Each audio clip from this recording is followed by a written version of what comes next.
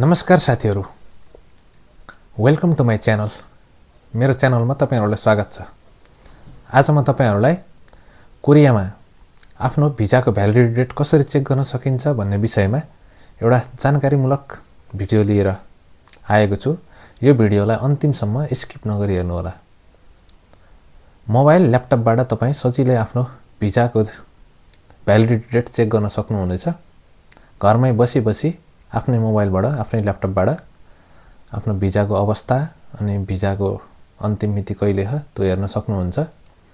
अनि भिजाको अन्तिम मिति भन्दा पहिला के गर्नुपर्छ, भिजा एक्सपायर हुनुभन्दा पहिला के गर्नुपर्छ भन्ने विषयमा पनि म त्यस विषयमा पनि तपाईहरुलाई जानकारी दिनेछु। यो भिडियोलाई अन्तिमसम्म स्किप नगरी हेर्नु होला।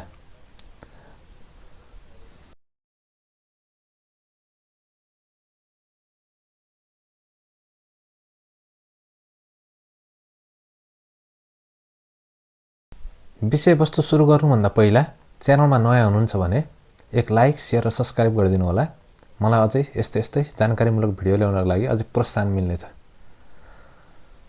अब ढिला नगरी म आफ्नो ल्यापटपको स्क्रिन शेयर गर्न गइरहेको छु। ध्यान दिएर स्टेप बाइ स्टेप हेर्नु होला। क्रोममा गइसकेपछि क्रोम खोलेको छु मैले। क्रोममा गइसकेपछि हाई कोरिया भनेर सर्च गर्नु होला। यस्तो इन्टरफेस आउँछ। हाई कोरिया खोलेपछि हजुरको हाई कोरियाको इन्टरफेस आउँछ। सुरुकोमा हाई कोरिया www.highkorea.go.kr छ। यसमा क्लिक गर्नु होला। यसमा क्लिक गरिसकेपछि हजुरको यसमा छ छङ्बो छेउमा छ। छङ्बो छेउको हजुरको लगइन गर्नु पर्दैन। कुनै लगइन नगरिकन हजुरले हेर्न सक्नुहुन्छ।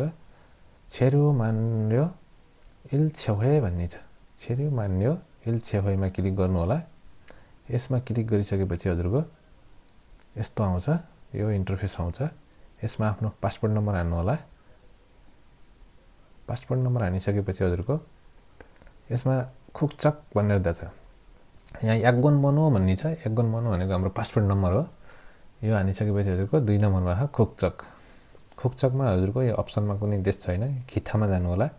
खिथामा गएपछि हामीले खुक्का सन्थेक भन्ने छ। खुक्का सन्थेकमा गएर हजुरले नेपाल भन्ने खोज्नुस्। यहाँ नेपाल भनेर यहाँ छ। नेपाल क्लिक गर्नुस्। त्यसपछि हजुरको 3 नम्बरमा छ सेङ्नेन वर इल भन्ने छ। सेङ्नेन वर इल भनेको आफ्नो जन्ममिति। जन्ममिति यहाँ हाल्नु होला। कार्डमा भएको जन्ममिति जस्ताको जस्तै राखिदिनु होला। त्यो हालिसकेपछि हजुरको इप्याक हागिन भन्ने छ। इप्याक हागिनमा चाहिँ यो नम्बर हान्दिनु होला। हजुरको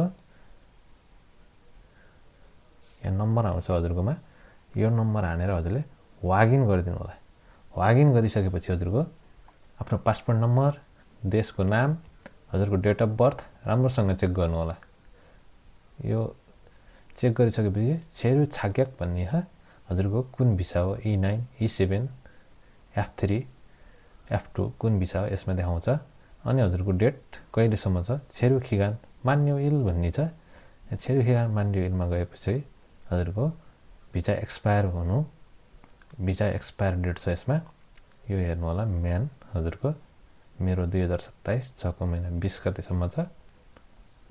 यसरी आफ्नो भिजा हेर्न सकिन्छ। यो त भयो हजुरको आफ्नो भिजा कहिलेसम्म छ भनेर चेक गर्ने तरिका। अब हजुरलाई म भिजा सकिनु भनेको 3 महिना अघिदेखि चाहिँ आफ्नो भिजा थप्न मिल्छ। भिसा सिन्सन गर्न मिल्छ। पहिला फान्मुङ याग गर्नुपर्छ। छुलिपुकमा आफ्नै आइडीबाट, आफ्नै जिमेल आइडीबाट हजुरले फान्मुङ याग गर्नुभयो भने चाहिँ हजुरले आफ्नो भिजा थप्न सक्नुहुन्छ। नत्र अरूकोबाट गर्न मिल्दैन। आफ्नै आइडी बनाएर आफ्नै जिमेल आइडीबाट हजुरले फान्मुङ याग गर्नु होला। छुलिपुकको नजिकको छुलिपुकमा हजुरको कुन हो त्यसमा फान्मुङ याग गर्नु होला। त्यसपछि हजुरको फान्मुङ यागको डेटमा चाहिँ हजुरले आफ्नो डकुमेन्टहरू लिएर जानु होला। भिजा थप्नको लागि कम्पनीमा हजुरले बनाइन्छ। कम्पनीमा गइसकेपछि मेरो भिजा थप्न छ भनेपछि उसले डकुमेन्टहरू बनाइदिन्छ। अनि त्यो डकुमेन्ट लिएर हजुर छुलिपुक जानु होला। आफै गएर पनि हजुरले आफ्नो भिजा थप्न सक्नुहुन्छ। म हजुरलाई अब फान्मुङ याग कसरी गर्ने भन्ने हजुरलाई स्क्रिनमा म देखाउन गइरहेको छु। जस्तै तपाईसँग क्रोम ब्राउजर के छ, सफारी, गुगल के छ खोल्नु होला।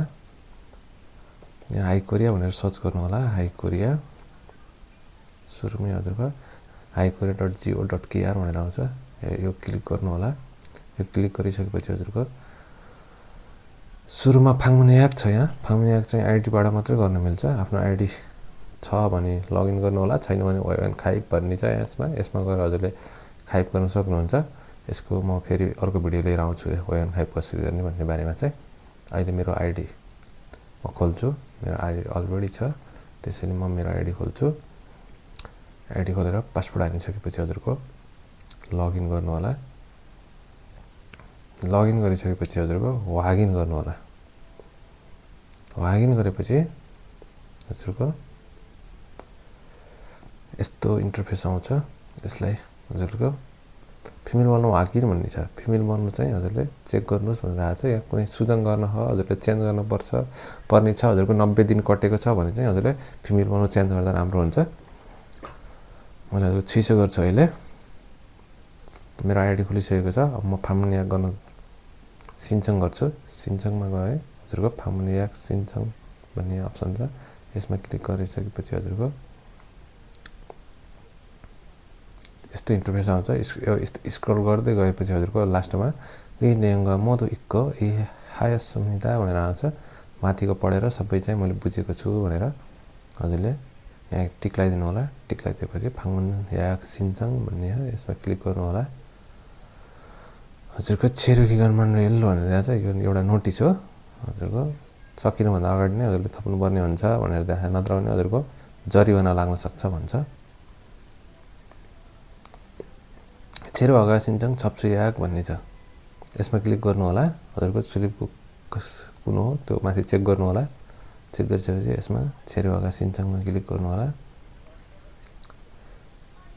हजुरको मेरो नाम आयो। यहाँ छेरुकिगान यान्जाङ भन्ने छ। यसमा क्लिक गर्नु होला। चन्जाखानु अब्बो छरी छ्याउ सिङ्गो हाकिकाजी याक अरेवन ख्याङ्गो भन्ने छ। यसमा चाहिँ हजुरको यो क्लिक गर्नु वागिन गरिदिनुहोस्। त्यसपछि हजुरको छना बनाउनु यहाँ अलरेडी आइसकेको हुन्छ। हजुरले आइडी बनाउँदा राखेको नम्बर चाहिँ आउँछ। फाङ्मुनियाक इल्छ हजुर यो क्यालेन्डरमा क्लिक गर्नु होला। क्यालेन्डरमा क्लिक गरिसकेपछि हजुरको 2026 2 को महिनामा मैले एउटा याद गरेर हेर्छु है त। 13 तारिक शुक्रबार 6 बजे 4 बजेर 48 मिनट 5 बजेको गरेँ है त। 5 बजेमा क्लिक गरेँ। यहाँ मोक्चक भन्ने छ। फाङ्मुन मोक्चक के को लागि चाहिँ हजुरले चाहिँ कुन उद्देश्यले चाहिँ हजुर छुलिपको आउँदै हुन्छ यो लेख्नुपर्ने हुन्छ। म छेरुकिगान मान्यो हजुरको भएर चाहिँ म यान्जाङ गर्नको लागि यहाँ खिगान यान्जाङ गर्नु परिसकेपछि लेखिसकेपछि हजुरले थाउम गरिदिनु होला। यो चाहिँ हजुरको क्युवा चुयाप छङ्बो फेन्गेङ सिङ्गो तेसङ्जा इम्निदा भनेर छ। हजुरको यो चाहिँ अहिले चाहिँ यो 2026 देखि चाहिँ चुयाप छङ्बो फेन्गेङ सिङ्गो गर्नुपर्ने हुन्छ सबैले। फाङ्मुनियाक सिन्चङ गर्नुभन्दा अगाडि त्यसपछि बल्ल हजुरको याक हुन्छ। सुजङ भनेको चाहिँ यहाँ सुजङ गर्नुपर्ने छ भने चाहिँ हजुरको सुजङ इस्सुम भन्नेमा क्लिक गर्नु होला। यसमा क्लिक गरेपछि चाहिँ हजुरको खङ्गी ओइलमा चाहिँ हुँदैन, अरू दिन मात्र हुन्छ। यसमा खङ्गी ओइलमा हुँदैन भनेर दिएको छ। खङ्गी ओइल बाहेकमा अरू दिन गर्नु होला। अहिले मैले सुजङ्गाल अप्सुम गरेँ। सुजङ्गाल अहिले मलाई किनकि लिनुपर्ने छ जसरी नै, त्यसैले म चाहिँ हजुरको सुजङ्गाल अप्सुमबाट फाङ्मुनियाक गर्छु। यसमा फाङ्मुनियाक सिन्चङ हासिगे सुम्निका भनेर छ। के तपाईँ हजुरले सिन्चङ गर्न चाहनुहुन्छ भनेर छ। वागिन गरिदिनुहोस्। यसमा म चाहन्छु, त्यसैले मैले वागिन गरेँ। याक सङ्गोङ जगुरो वान्डे देव सुम्निदा भन्यो। तपाईँ चाहिँ तपाईँको फाङ्मुनियाक चाहिँ सफल भयो भन्यो। यसमा वागिन गर्नुहोस्। अब त्यसपछि हजुरको सफल भइसकेको छ। अब मैले चिसो गर्न पर्यो भने चाहिँ म चिसो गरेर पनि देखाउँछु कसरी चिसो गर्ने भन्ने। अब हजुरको केही बिग्रियो, केही सुजङ गर्नुपर्ने छ, केही तपाईँलाई त्यस दिन जान मिलेन भने चाहिँ हजुरको चाहिँ चिसो गर्नुपर्ने हुन्छ। चिसो गरिसकेपछि म माई पेजमा जान्छु। तपाईँको मेसेज आउँछ, मोबाइलमा मेसेज पनि आउँछ। हजुरको याद गर्ने बित्तिकै हाई कोरियाबाट मेसेज आउँछ। माई पेजीमा गइसकेपछि हजुरको माई पेजीमा गइसकेपछि हजुरको यस्तो खालको इन्टरफेस आउँछ। माई पेजीको नेपाल भन्ने छ। यहाँ फानुयाक सिन्चङ ह्याङवाङ भन्ने छ। अवस्था चाहिँ कुन छ भनेर चाहिँ यसमा चाहिँ क्लिक गर्नु होला। यसमा क्लिक गरेपछि हजुरको मेरो फाङ्मुन्याक मेरो याक भएको छ। यहाँ 7:05 बजे 2 महिना 13 मा 5 बजे चाहिँ याक भएको छ। अब मैले छेरो मिनिमममा क्लिक गरिसकेपछि यहाँ छिसो भन्ने अप्सन छ। याक छिसो यसमा क्लिक गरिसकेपछि हजुरको फानुयाक सिन्चङ छुइसो हासिके सुम्निका भन्छ। म चाहिँ छुइसो गर्न चाहन्छु भने चाहिँ यसमा वागिन गरिदिनु होला। हजुरको छुइसो हुन्छ। छुइसो छरिदिया सुम्निदा भन्छ। याक छुइसोका छसाङ जगुरो छरिदिया सुम्निदा भन्छ। अनि यसमा वागिन गरिदिनु होला। हजुरको छुइसो हुन्छ। यसरी छुइसो आउँछ। ल यसरी नै हजुरको याक गर्न पनि सकिन्छ, छिसो गर्न पनि सकिन्छ। अनि मोबाइलमा पनि मेसेज आउँछ हजुरको छिसो भयो भनेर मेसेज आइसकेपछि हजुरको अटोमेटिक हजुरको याक छिसो हुन्छ। आजको भिडियो कस्तो लाग्यो तपाईहरुलाई कमेन्टमा सुझाव सल्लाह प्रतिक्रिया दिनु होला। म अझै यस्तै नयाँ भिडियोहरू लिएर आउनेछु तपाईहरुमाझ। एउटा लाइक, कमेन्ट र शेयर पनि गर्न नभुल्नु होला। हस्त धन्यवाद। Bye bye.